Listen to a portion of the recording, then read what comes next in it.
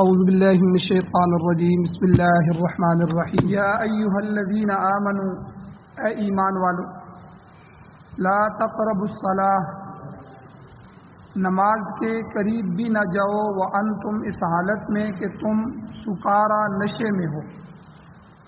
جب نشے کی حالت ہو تو تم نماز کے قریب بھی نہ جاؤ حتیٰ یہاں تک کہ تعلموا تم جان لو اس کو ما تقولون جو تم کہہ رہے ہو، جب تک کہ تم سمجھ نہ لو وہ جو تم کہتے ہو۔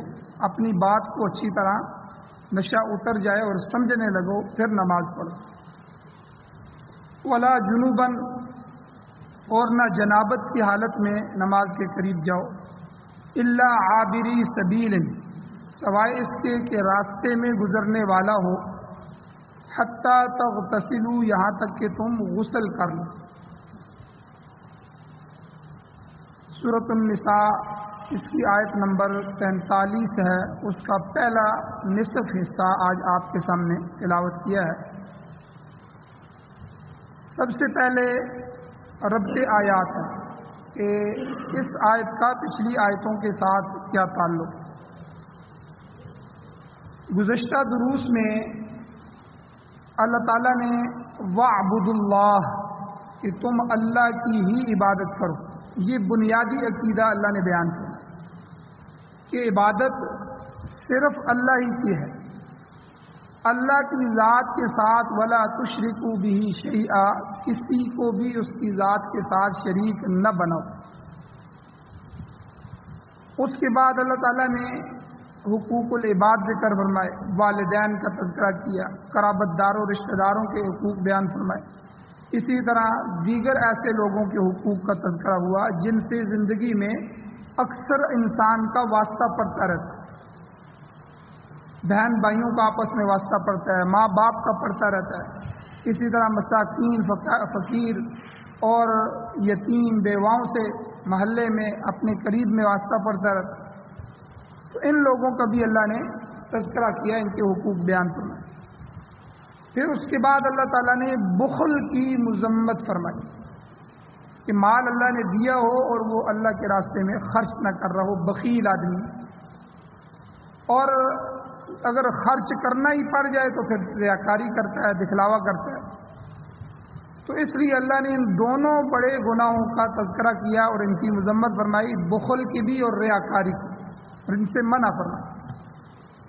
اور گزشتہ درس میں پھر ایمان اور انفاق فی سبیل اللہ کے تذکرہ فرمایا، اور اس کے بعد اللہ تعالیٰ نے اللہ اور اس کے رسول کی جو نافرمان ہیں ان کی قیامت والے دن جب اللہ کے سامنے پیشی ہوگی، اس وقت جو حسرت اور افسوس وہ کریں گے کہ قیامت کے دن وہ آرزو کریں گے کاش ہم مٹی میں مٹی ہو جائیں، ختم ہو جائیں، اسی طرح ہم جہنم کے ابدی اور ہمیشہ والے عذاب سے بچ جائیں۔ اس پر جو حسرت ان کی ہوگی اس حسرت کو اللہ تعالیٰ نے پچھلے درس میں ذکر فرمایا۔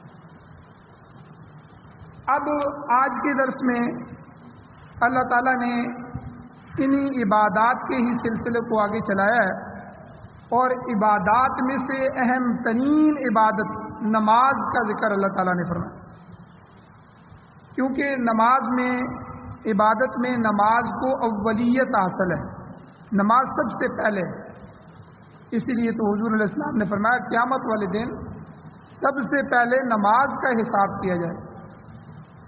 اگر نماز کامل نکل آئی، مکمل نکل آئی، تو باقی چیزوں پر اللہ پردہ ڈال دیں گے، باقیوں کو بھی مکمل کر دیا جائے گا۔ اگر نماز ہی کامل نہ نکلی تو باقی معاملات بھی خراب ہو جائیں۔ تو عبادات میں نماز کو اولیت حاصل ہے۔ نماز چونکہ نہایت اعلیٰ درجے کی عبادت ہے، یہ گویا اللہ تعالیٰ سے ہم کلام ہونے والی بات ہے، تو اس کا تقاضا بھی یہ ہے کہ انسان نہایت خشوع اور خضوع کے ساتھ اللہ کے بارگاہ میں کھڑا ہو۔ اگر یہ چیز پیدا نہ ہو تو انسان کوئی ایسی حرکت کر بیٹھے گا جو خشوع کے منافی ہو جائے گی، تو اللہ تعالیٰ ایسی حالت میں ناراض ہو جائیں گے، تو اس حالت میں نماز پڑھنے سے منع فرما دیا۔ جو جو چیزیں خشوع کو ختم کر دیں. جیسے انسان ہے، اگر وہ کسی دنیا کے بادشاہ یا دنیا کے کسی افسر یا دنیا کے کسی بڑے آدمی کے دفتر میں پیش ہوتا ہے، اس کو بلایا جاتا ہے اور وہ اپنی سعادت سمجھتے ہوئے وہاں جاتا ہے اور اپنے لیڈر کے سامنے بیٹھتا ہے، تو اگر وہ اس کی طرف توجہ نہ کرے، ادھر ادھر معاملات کرے، تو اس کے لیے کیا حالت ہوگی؟ اسے مجلس سے اٹھا دیا جائے. تو اس لیے یہ اللہ تعالیٰ کے ساتھ ہم کلامی والی بات ہے. نماز بندہ اللہ سے کلام کرتا ہے، تو اس میں بھی توجہ اور خشوع اور خضوع ضروری ہے. شاہ ولی اللہ محدث دہلوی رحمۃ اللہ علیہ فرماتے ہیں کہ نماز کے ذریعے انسان میں خود خشوع اور عاجزی پیدا ہوتی ہے، کیونکہ اعضاء کے ساتھ آدمی آداب بجا لاتا ہے. جتنے بھی اللہ کی عبادت کرتا ہے سارے اعضاء کے ساتھ، ہاتھ اٹھ رہے ہیں، قیام میں کھڑا ہو رہا ہے، رکوع میں جو ہے وہ کمر بھی ساتھ دے رہی ہے، جھک رہا ہے، اور اسی طرح سجدے میں سارے اعضاء بھی پیچھے جاتے ہیں. تو یہ اعضاء کی عبادت ہے. اعضاء کے ساتھ انسان اللہ کے سامنے وہ تمام عاجزی کی چیزیں کرتا ہے جو انسان کے اندر عاجزی ہونی چاہیے. جھک جانا، بچھ جانا، اور رو رو کر مانگنا، اور تعریف کرنا اللہ کی. تو زبان سے، چونکہ اعضاء سے انسان عبادات کرتا ہے اور زبان سے اللہ کی مناجات کرتا ہے، تو گویا نماز جو ہے یہ تکبر کے بھی منافی ہے. تکبر جس سے پہلے ہی منع کیا گیا تھا، تو نماز سے انسان کا تکبر بھی دور ہوتا ہے. اور اسی طرح ایک خاص حالت اللہ تعالیٰ نے اس آیت میں بیان فرمائی جس میں نماز سے منع فرمایا کہ اگر انسان نشے کی حالت میں ہوگا تو اس کے اندر خشوع نہیں ہوگا، کیونکہ انسان کی جو عقل ہے اس کا توازن ہی قائم نہیں رہ سکتا. انسان کی عقل گڑبڑ ہو جاتی ہے، بے ہنگم حرکات کرنے لگتا ہے. جب آدمی نشے میں ہوتا ہے، شراب پی لے، نشے میں ہو، تو اس کو پتہ ہی نہیں چلتا میں حرکتیں کیا کر رہا ہوں. وہ انسانی حرکتیں نہیں کرتا. تو نشے کی حالت میں انسان کے دل میں بھی عاجزی کا پیدا ہونا ممکن نہیں ہے. لہذا اللہ تعالیٰ نے ایسی حالت میں نماز سے روک دی. آج کے درس میں جو دوسری اہم بات بیان کی گئی ہے وہ طہارت ہے، پاکیزگی. اور نماز جیسی اعلیٰ اور عرفہ عبادت کرنے کے لیے طہارت، پاکیزگی شرط ہے. اسی لیے نماز کے شرائط جو آپ پڑھتے رہتے ہیں، نماز کی شرائط میں جسم بھی پاک ہو، لباس بھی جو جسم پر لگا ہوا ہے وہ لباس بھی پاک ہو، پھر جس جگہ کھڑے ہو کے اللہ کی عبادت کر رہا ہے وہ جگہ بھی پاک ہو. تو یہ ساری چیزیں پاکیزگی، اس کو اس نماز کے لیے شرائط بنایا گیا. حضور علیہ الصلوۃ والسلام نے ایک حدیث میں یہ قانون سمجھا دیا، یہ بات سمجھا دی. حضور نے فرمایا لا تقبل الصلاۃ بغیر طہور، طہارت کے بغیر نماز قبول نہیں ہوتی. حدیث ارشاد، آدمی اگر وضو نہ کرے تو وضو کے بغیر نماز قبول ہی نہیں ہوتی. تو اس آیت کریمہ میں جو جنابت کا ذکر کیا گیا ہے، آگے اللہ نے فرمایا ایک تو نشے کی حالت میں نماز کے قریب نہ ہو، دوسرا ولا جنوبن، جنابت اور ناپاکی کی حالت. یہ دو چیزیں بیان کہ ایک تو عقل کا اور دل کا نماز میں صحیح ہونا ضروری ہے. عقل سے خشوع خضوع پیدا ہوگا، دل میں عاجزی پیدا ہوتی ہے، یہ دونوں نماز میں ضروری. اور نشہ ان دونوں کو زائل کر دیتا ہے. نشے سے آدمی کی عقل زائل ہو جاتی ہے، حرکات بدل جاتی ہیں، اور دل جو ہے اس میں گڑبڑ ہو جاتی ہے. دل کو پتہ ہی نہیں ہوتا میں کس طرف جو ہے متوجہ ہوں. اس لیے ایک تو وہ نشے کی حالت میں منع فرمایا، دوسرا ناپاکی کی حالت کہ جنابت ولا جنوبن. اور یہ جہاں جو ذکر کیا گیا ہے یہ غایت انتہائی درجے کی ناپاکی کا اللہ نے ذکر فرمایا ہے. لہذا جنابت کی حالت میں بھی اللہ تعالیٰ نے نماز کے قریب جانے سے منع فرمایا. گزشتہ درس میں کفار کی حسرت کا ذکر تھا کہ کاش وہ مٹی ہو جاتے، اور آج کے درس میں طہارت کے لیے مٹی کو بھی ایک ذریعہ قرار دیا گیا. لہذا گزشتہ درس کے ساتھ یہ بھی ایک مناسبت ہے کہ مٹی بھی طہارت کا ذریعہ ہے، تیمم مٹی سے کیا جاتا ہے، کئی چیزیں پاک جو ہیں وہ مٹی سے کی جاتی ہیں۔ اب آتے ہیں جی جنابت کی تعریف کیا ہے؟ جنابت کا اصل معنی ہوتا ہے دوری۔ اس حالت میں جب آدمی جنابت میں ہوتا ہے تو اس حالت میں انسان فرشتوں سے دور ہو جاتا ہے، اللہ تعالیٰ کی تجلیات سے دور ہو جاتا ہے۔ اس لیے ایسے شخص کو جنبی کہتے ہیں، جنابت والا جنبی۔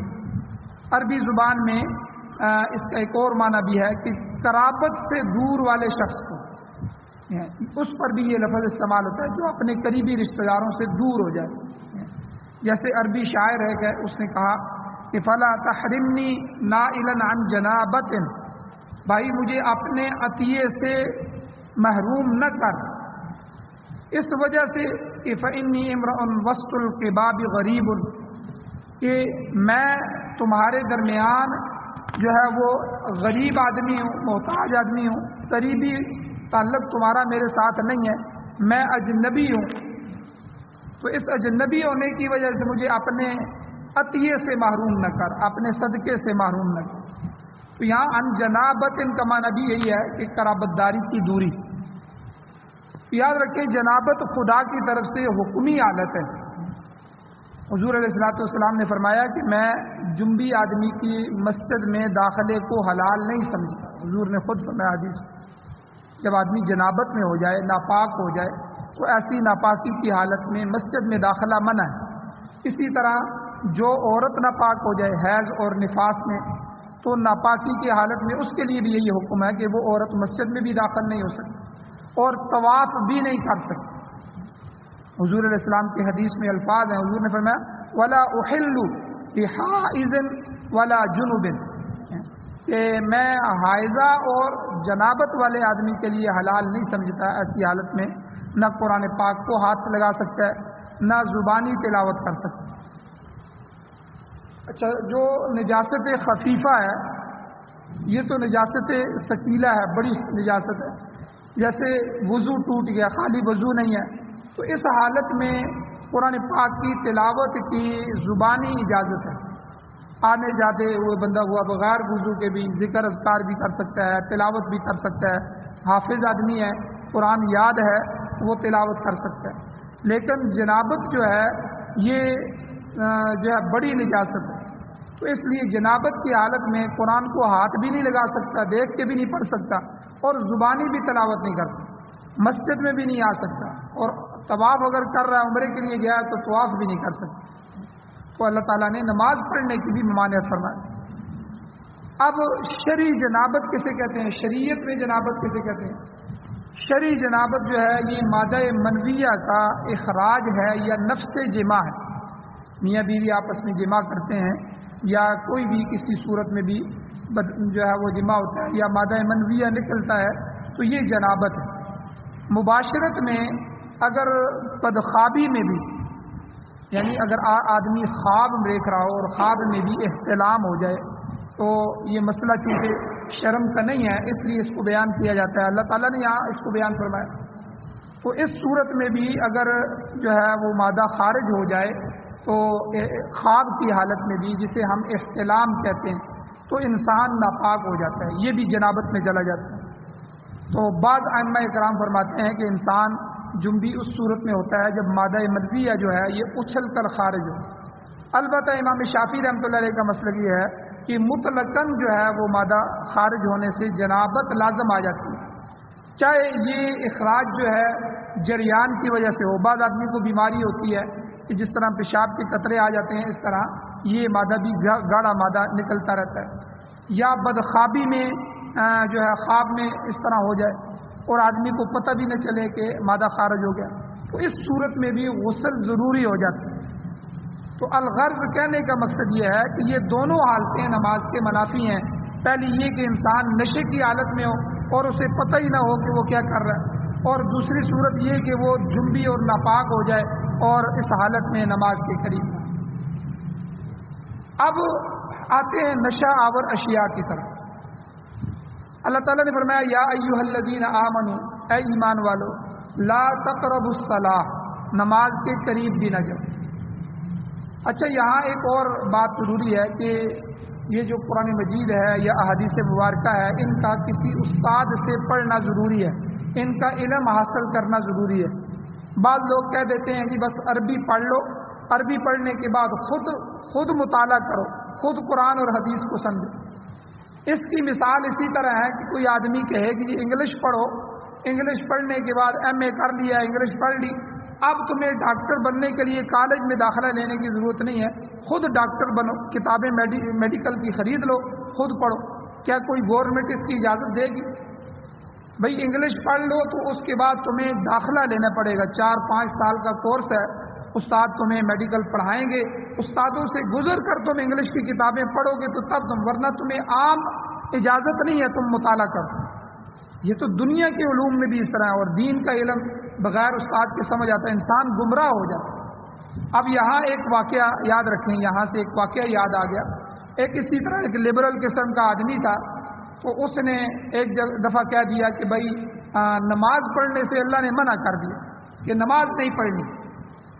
لوگوں نے کہا بے وقوف آدمی، کتنے سینکڑوں مرتبہ تو اللہ نے قرآن میں نماز کا حکم دیا، احادیث میں حضور نے نماز کا حکم دیا، اتنے احکام بتائے، اس کے مسائل بتائے، اور تم کہتے ہو کہ نماز نہ پڑھو۔ کہاں سے تم نے پڑھا؟ اس نے کہا جی میں نے مطالعہ کیا ہے، خود قرآن میں لکھا ہوا ہے۔ جب اس سے پوچھا گیا تو اس نے یہی کہا، یا ایھا الذین آمنوا، اے ایمان والو، لا تقربوا الصلاۃ، نماز کے قریب بھی نہیں جانا۔ حالانکہ بے وقوف آدمی نے اگلا جملہ پڑھا ہی نہیں ہے۔ بعض دفعہ ہم کسی بات آدمی کی آدھی بات نقل کر دینا تو وہ گالی بن جاتی ہے، اگر اس کی پوری بات نقل کریں گے تو پھر بات سمجھ آئے گی۔ تو یہاں بھی خالی یا ایھا الذین آمنوا لا تقربوا الصلاۃ، اے ایمان والو نماز کے قریب بھی نہیں جانا۔ اب آگے جو ہے وہ انتم سکارا، اس حالت میں کہ جب تم نشے میں ہو، یہ پورا جملہ ہے، نشے کی حالت تمہارے اوپر طاری ہو تو اس حال میں نماز کے قریب بھی نہیں جانا۔ اب دیکھیں جملہ پورا ہو۔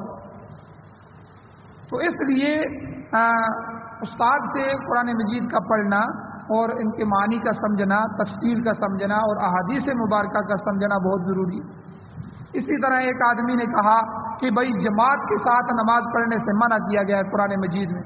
تو بھائی جماعت کی تو تاکید کا حکم دیا گیا کہ جماعت سے نماز پڑھو، تم کہتے ہو کہ جماعت سے ہی منع کر دیا کہ جماعت نہیں کروانی۔ کہاں لکھا ہوا ہے؟ اب اس نے پڑھا جی 21واں سپارہ شروع ہوتا ہے، ان الصلاۃ تنہا، کہ بے شک نماز تنہا پڑھو، اکیلے پڑھو۔ اب دیکھیں بے وقوفی کہ استاد سے نہیں پڑھا، حالانکہ تنہا کا معنی ہوتا ہے کہ منع کرنا، روکنا۔ ان الصلاۃ تنہا عن الفحشاء والمنکر، اب بات پوری ہوئی ہے کہ نماز بے حیائی اور فحاشی سے روکتی ہے۔ اب کیا ترجمہ تھا اور اس نے ترجمہ کیا بنا دیا؟ ان الصلاۃ تنہا، نماز اکیلے ہی پڑھا کرو، نماز جماعت کے ساتھ ہی پڑھیں۔ تو اس لیے جو لوگ جو ہیں وہ بغیر استاد کے خود مطالعہ کرنے میں لگے رہتے ہیں، وہ اسی طرح وہ ان چیزوں سے گمراہ ہو جاتے ہیں۔ تو بہرحال یہاں اللہ تعالیٰ نے فرمایا کہ اس حالت میں کہ تم نشے میں ہو تو نماز کے قریب نہ جاؤ۔ تو یہاں کون سا نشہ مراد ہے؟ بعض حضرات فرماتے ہیں کہ نشے سے مراد حقیقی نشہ ہے، شراب وغیرہ پینے سے جو نشہ پیدا ہو جاتا ہے۔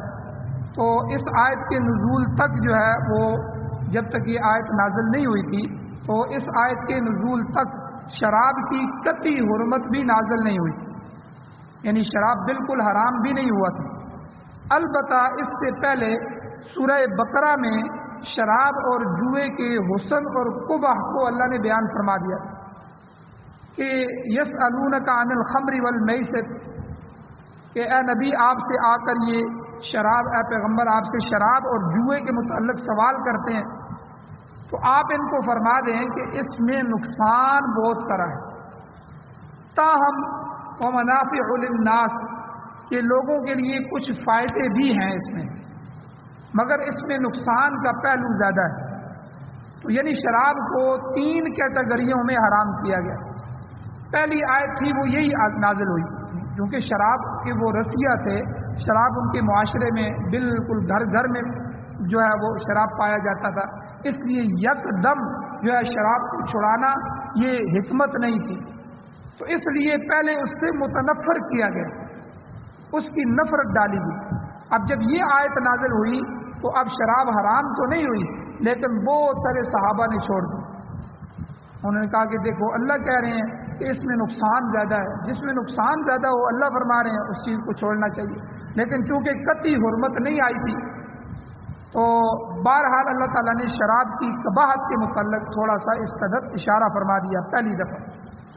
پھر دوسری آیت یہ نازل ہوئی، آج کی جو آیت نازل ہوئی ہے اس کا شان نزول کیا ہے، یہ کیوں کس واقعے پر نازل ہوئی؟ ترمذی شریف اور مستدرک حاکم میں حدیث موجود ہے، روایت موجود ہے کہ صحابی رسول حضرت عبد الرحمن بن عوف رضی اللہ تعالیٰ نے بعض دوسرے صحابہ کو کھانے کی دعوت دی، کھانے کے لیے بلایا، دسترخوان لگ گیا، کھانا لگ گیا، اور ان حضرات میں صحابہ میں حضرت علی رضی اللہ تعالیٰ عنہ بھی شامل تھے۔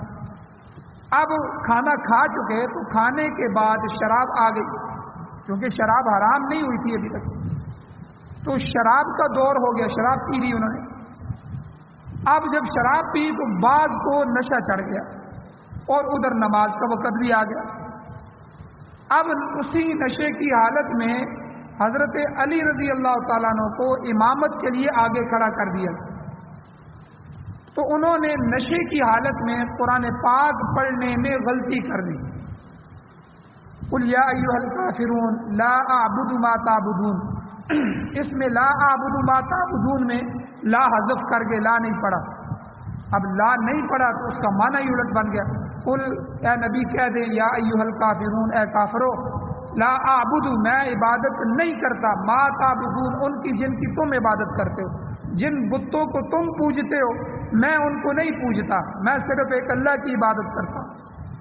اب اس میں سے لا کو ہٹا دیا جائے تو اس کا ترجمہ یہ بنتا ہے قل یا ایھا الکافرون، اے نبی ان کافروں کو کہہ دو کہ اے کافرو اعبد ما تعبدون، میں بھی انہی کی عبادت کرتا ہوں جن کی تم عبادت کرتے ہو۔ اب دیکھیں کتنا ترجمہ بگڑ گیا، معنی بالکل الٹ ہو گیا۔ اب جب یہ واقعہ پیش آیا تو اس پر اللہ تعالیٰ نے یہ دوسری آیت نازل فرمائی۔ اب بھی شراب کو بالکل منع نہیں کیا، قطعی حکم نہیں آیا، لیکن پہلے جو تھا صرف نفرت بٹھائی گئی کہ بھئی شراب بھی کوئی پینے کی چیز ہے، اس میں نقصان زیادہ ہے، تھوڑا سا نفع ہے، تھوڑے سے نفع کے لیے تم اس کام کو کر رہے، تو پہلے صحابہ میں نفرت پیدا ہو گئی۔ اب جب دوسری مرتبہ یہ نماز کا واقعہ آیا تو اب بھی قطعی طور پر مطلق حرام نہیں قرار دی گئی، صرف نماز سے پہلے منع کر دی کہ تم نے اس حالت میں نماز نہیں پڑھنی، نماز کے قریب نہیں جانا جب تم پر نشہ طاری ہو۔ کب تک نہیں پڑھنا؟ حتی تعلموا ما تقولون، یہاں تک کہ تم سمجھ نہ لو جو کچھ تم کہہ رہے ہو، کیونکہ آپ نے دیکھا ہوگا شرابی آدمی جو ہے وہ شراب پیتا ہے تو اس کو سمجھ نہیں آتا وہ گالیاں دے رہا ہے یا لڑائی کر رہا ہے یا کیا کر رہا ہے، ٹھیک ہے، اور اسے اپنے الفاظ بھی سمجھ نہیں آتے۔ تو جب نشہ اترنا شروع ہوتا ہے تو اسے اپنے الفاظ سمجھ آنے شروع ہو جاتے ہیں، یہ میں کیا کر رہا ہوں۔ پھر جب نشہ فل اتر جاتا ہے پورا تو پھر اسے پتہ چلتا ہے کہ میں تو زبان سے کیا بات کر رہا ہوں۔ تو اللہ نے کہا حتی تعلموا ما تقولون، یہاں تک کہ تم سمجھ نہ لو جو تم کچھ کہہ رہے، اس وقت تک تم نے نماز کے قریب نہیں جانا۔ تو گویا کہ شراب کی خرابی کے متعلق یہ دوسرا حکم تھا جو اللہ تعالیٰ نے نازل فرمایا، اور اس کے بعد سورہ مائدہ میں تیسری مرتبہ سورہ مائدہ میں آگے آئے گا وہ قطعی حکم بھی آ گیا جس کے مطابق شراب جو ہے وہ ہمیشہ کے لیے حرام قرار دی۔ تو بہرحال اس میں چند مسائل اور بھی ہیں، انشاءاللہ وہ کل کے درس میں بیان کیے جائیں گے۔ اللہ تعالیٰ سے دعا ہے اللہ ہمیں عمل کی توفیق عطا فرمائے۔ آمین۔ الحمدللہ رب العالمین والعاقبۃ للمتقین والصلاۃ والسلام علی رسولہ النبی الامی الکریم۔ یا اللہ ہماری کمیوں کو تئیوں کو معاف فرمائیے، درگزر فرمائیے۔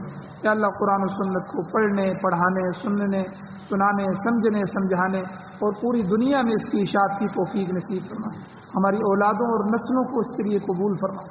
یا اللہ سعادت والی زندگی اور شہادت والی موت نصیب فرمائے۔ یا اللہ ہم گناہگاروں کو معاف فرمائے۔ یا اللہ ہم گناہگاروں کو معاف فرمائے۔ یا اللہ بیماریوں سے، محتاجگیوں سے محفوظ فرمائے۔ یا اللہ جو حضرات پریشان ہیں ان کی پریشانیوں کو دور فرمائے۔ یا اللہ جو مقروض ہیں ان کے قرضوں کے پورا کرنے کے اسباب پیدا فرمائے۔ یا اللہ جو حضرات جہاں جہاں جن جن خدمتوں میں دین کی جن شعبوں میں لگے ہوئے ہیں یا اللہ سب کی خدمتوں کو قبول فرما، یا اللہ ان کو اپنی شایان شان اجر عظیم عطا فرما۔ صلی اللہ تعالی علی خیر خلقہ محمد وآلہ وأہل بیتہ وازواجہ وذریتہ اجمعین برحمتک یا ارحم الراحمین۔